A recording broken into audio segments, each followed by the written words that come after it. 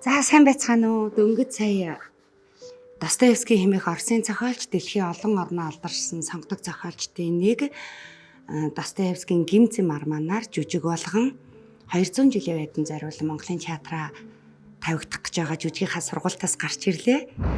Тэгээ өнөөдөр та бүхэнтэйгээ юуны талаар би ярилцаж санал бодлоо хуваалцах вэ гэвэл гендер хэмээх ойлголтын талаар өөрийнхөө зүгээс та бүхэндээ бас харилцан яриад бас ойлголтоо хуваалцахаар энд байж байна. Тэгээд надад гендер гэдэг маань ерөөсөө хүүсэр хүнийг ялгарлахгүй байх, хүн болгон тэгш эрэхтэй байх гэдэг ойлголт юм байна гэдгийг ойлгосон. Тэгээд сүүлийн үед ялангуяа Монголд эрэхтэй хүүхэд эрэхтэй хүмүүсийнхаа бас эрхийг давуу хамгаалах талаар ойлголтыг дэлгэрүүлэх ёстой болов гэж бодсон. Яагаад тэгэхээр нөгөө хүн өөртөө байгаа өөрийнхөө сэтгэл зүрхээрээ мэдэрсэн өөрийнхөө хамгийн сайн таньж мэддэг зүйлийн тухайд их ярьдсан байна л да. Хоёр хүүтэй болохоор ингээд хүүхдүүдийнхээ асуултанд хариулж явахдаа боддог байхгүй юу. Бусдын л адил би хүүгээ за эрэгтэй хүүхдээ жиж гээл те том хүүгээ жишээ нь за миний хүү эр хүн шүү. Энэ гэр орныхоо эзэн болсон шүү. Дүүдээ аав нь ээжтэй хань нөхөр нь шүү. Тийм болохоор уйлж болохгүй шүү. Хүчтэй байгаарай. Чамд хүүхэд нас байхгүй шүү. Эмэгтэй хүүхэд л уйлдгийг шүү гэл 10 жилийн өмнө айгүй хүмүүжүүлчихэж.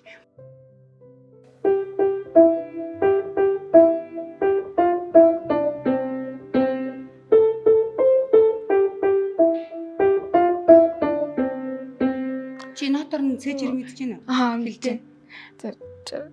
Sol sol mi sol fa mi re do do lia do lia sol sol mi sol fa mi re do do.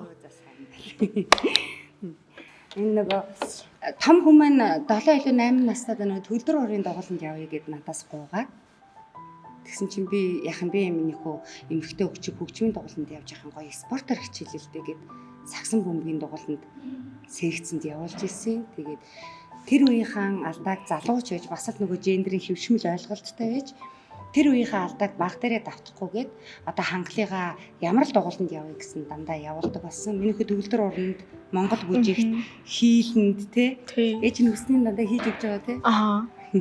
Шатар гэл. Тийм шатар. Ээж. Ингээд яагаад ихэнх хүмүүс ингээл эрэгтэй хүн байж битүү уйлаад байгаа ч гээл үгүй. Зөрөгтэй бай гэл. Хүний эрхийн тийм нөгөө хөвшмөл ойлголттой байсан. Яг л эрэгтэй хүн юм байх хэвээр, эмэгтэй хүн юм байх хэвээр гэд. Гэхдээ бас нөгөө тэдний буруу биш. Ягаад гэвэл бүр модон хааны үеэс нөгөө агаач ярьдаг байсан шүү дээ. Нөгөө хүчтэй эрчүүд нь дандаа их орноо одоо их хүмүүстээ хамгаалдаг учраас хүчтэй байх хэвээр. Тийм учраас уйланхаа нэлцгай байж болохгүй гэд. Тэр чинь нүүдэлчдийн соёл иргэншилтэй болохоор зөвшөөрөгдөд байсан байхгүй. Одоо дэлхийн нийт тэр чигээрээ хөгжөөд хүн төрөлхтний амьдрал суурин юу руу төвлөрөө те суурин хөгжил рүү төвлөрсөн учраас бас тэгж болохгүй байгаа.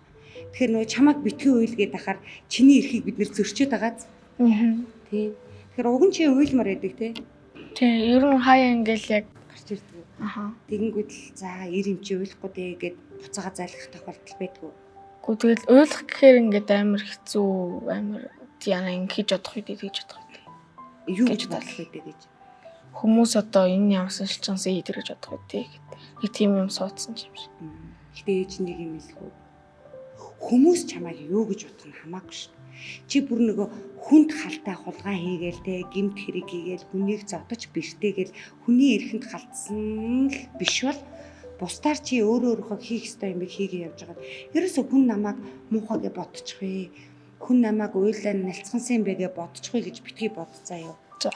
Чиний энэ зүрх сэтгэл дотоод мэдрэмжинд юу бодоод чинь яг тэрийгээ тухайн нөхцөлд гаргаад бай. Чадахгүй одоо тэгэж. Чадахгүй. Чаднаа. За тэгвэл би чамс нэг чи ангийнхаа 2 охины дэргэд ээжсэн заа яа. За. За магадгүй 4 охины дэргэд. Пүү. За. Тэгээд санаандгүй ээжсэн чи хангалаа чи намхан штэ гэж тэгсэн гэж бодъё. Тэгсэн чи ингээ гомдоод уйлмаар байлаа. Жишээ авч байгаа шүү. Тэгэнгүүтлээ за охин хүүхдэд нөлөөмсөө үзүүлээд эрэхтэй юм байж би уйлахгүй гэдэг. Тийм тохиолдол байсан уу? Ер нь үү? Ер нь бол байсан. Тэгвэл одоо тэгээ уйлахгүй явж исэн юм байна те. Тэгээ ууралж муурлахгүй тэгэл шууд. Охин хүүхдээ чинь хүндлэн гээл те. Гэхдээ нөгөө уурлаад бүр нөгөө охин хүүхдээгээ доромжлох гэхээсээ илүү чи өөрөө уйлж гомдлоо тайлмаар байгаа бол тайлж байгаарай заа юу. Тэгээ би бас чамд нэг юм хэлээ. Ангийн чин 38 хүүхдээс магадгүй бас дандаа чам шиг ингэж боддог хүүхдүүд ээж магадгүй шүү. те ирэмч уйлахгүй дээ гэл те. Тэгвэл хамаагүй бүгдээрээ эрэгтэй хөвгт ч гэсэн уйлж ийл да эн чинь хүний сэтгэл хөдлөл мэдрэмж юм чинь гээд хэллээрээ заяа. Чадах уу? Сайн мэдгүй юм аа. Гэтэ чадахыг хичээгээрэй за. За. Чадахгүй л гэтэ хичээгээрэй за. Яг тэгвэл эрэгтэй ч вэ, эмэгтэй ч вэ хүн л юм чинь. Яг дотн найзуудаа л хэлэх. Дотн биш ч гэсэн хэлчихье за юм. Гэтэ хүн л юм чинь хүний сэтгэл хөдлөөр ямар мэдрэмж гаргамаар байна тэр болгоныгаа гаргаж яах хэрэгтэй байхгүй юу? Эрэгтэй, эмэгтэй гэж бид нар хайрцагч болохгүй. Хүн үү? Ичхэн зүг байна уу? Зүг. Зүг байна. За тэгвэл минийхөө яг тэр зүгээр яваарай за. За.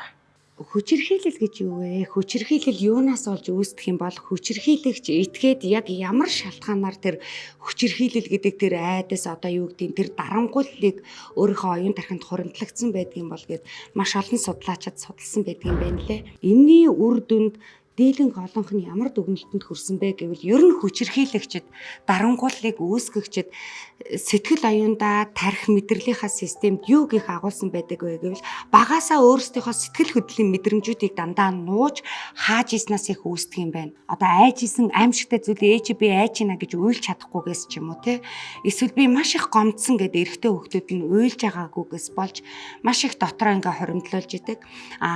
Тэр хүүхэд ирээдүйд өрхийн тэргүүн хүний хань хүүхдийн аав болонгуудаа за би өрхийн тэргүүн хүн чинь уруу дараа явж болохгүй шүү гэл ингээл дандаа зоригтой байх гал сэтгэл санаагаар унсан тэр мэдрэмжүүдээ их нэртэйгээ хүүхдүүдтэйгээ хуваалцах чадахгүйгээс олж ингээд дотроо ингээ бугшснаас олж маш их тэрийгэ хааж ингэж бие сэтгэл хөдлөлөө чөлөөтэй илэрхийлж чадаагүйгээс олж тархинд нь маш олон тийм нөгөө дурсамжууд нь хуримтлаад нэг л өдөр тэр нь зад татан гарч ирэхдээ одоо яадгийн магадгүй нөгөө өөрөө юунаас болоод байгаагаа мэдэхгүй согтууруулахундаа хэрэглээд л те.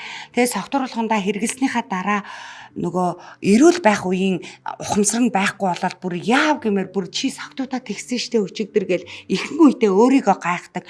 Би тэгсэн гэж үгээл эхнэр нь ч гайхдаг, өөрөө ч гайхдаг, ээж нь ч гайхдаг. 3 дахь, 4 дахь, 5 дахь дээрээсээ 5 дахь, 6 дахь одоо 10 дахь, 20 дахь магадгүй тэр аран шин гаргасныхаа дараа угаасаа би согтуудаа тэгдгийн яадгийн гээд сүүлдээ 30 дахь, 40 дахьөөсөө гар хүрээд энэ нь яг юунаас болоод байна гэвэл уг хүн тийм муу хүндээ биш. Багаасаа тэр хүнийг сэтгэл хөдлөлийн чөлөөтэй илэрхийлж чадаагүй, нээлттэй оюун бодлыг ярилцаж чадаагүйгээс болоод хуримтлагдсан тэр олон стрессүүд нь нэг л өдөр нервүүд нь нэг л өдөр тэр сархад гэдэг ундааны араас гарч ирээд тэгээ тэр нэг л мэдхэд хүчирхийлэгч болсон байдаг, хайртай хүнээ дарангуулсан аимшигтай этгээд болж хувирсан байдаг. Тийм болохоор манай энэ гим зэм жүжигт гарч байгаа нэг хүний алдааг эргэн тойрныхан бүх хүн хариуцах ёстой гэж Достоевскийн гол философи байгаа.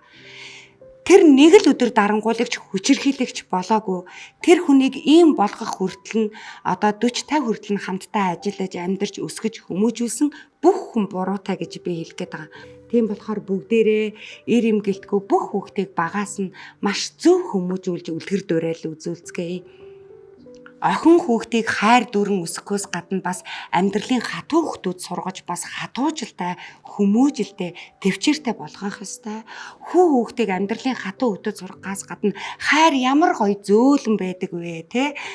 Өөрөө өөрийнхөө бүх мэдрэмжүүдийг ил гаргаж явах ёстой гэдгийг бас сургацгаая.